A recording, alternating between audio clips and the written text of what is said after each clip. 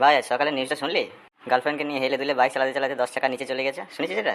হ্যাঁ রে ভাই, কি সমস্যা, কি দিনকাল বল দেখিনি। হ্যাঁ, পিছনে মেয়ে ছেলে বসে থাকলে আর মাথা ঠিক থাকে না, একবারে ওপার হয়ে গেছে সব।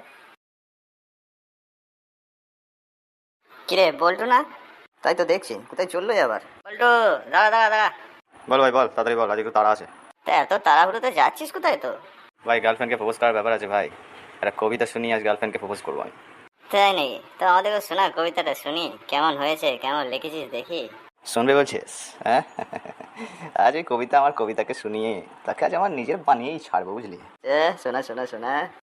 আকাশের জলভারে নুয়ে পড়া মেঘেদের মতো সুন্দর যে মুখবয়বটি অনুক্ষণ কল্পনার বসন্ত বাতাস সমস্ত দেহ স্পর্শ করিয়া দিয়াছে, সেই স্পর্শ কি মধুর!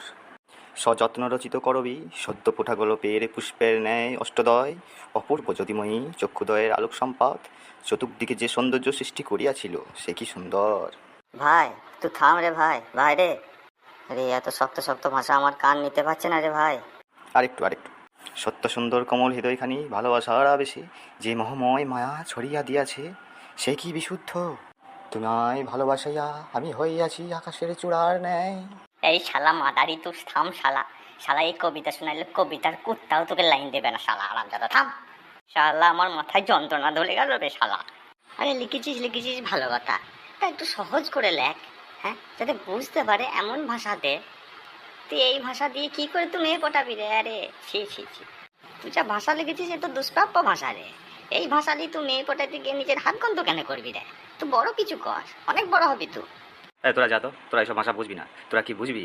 এক গভীর জঙ্গলের বিচলিত হরিণ এক বিক্ষিপ্ত দৃষ্টিতে তাকিয়ে আছে তার মনের গভীর ভালোবাসার প্রক্ষিপ্ত দ্বারের এক অসীম ভাষা নিয়ে। এই শালা কয় কি রে?